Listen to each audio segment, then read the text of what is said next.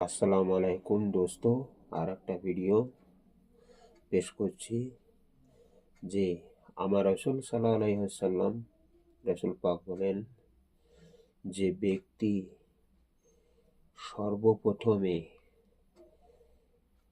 বাড়ির বাইরে বেরিনোর আগে লা ইলাহা ইল্লা আনতা সুবহানাকা ইন্নী কুনতু মিনাজ জালিমিন এই দোয়াটি যে পাঠ করে বা করতে করতে বেরোবে, সেই ব্যক্তি কোনো বিপদে পড়বে না। সেই ব্যক্তি সমস্ত বিপদ হারাম হয়ে যাবে। সেই ব্যক্তি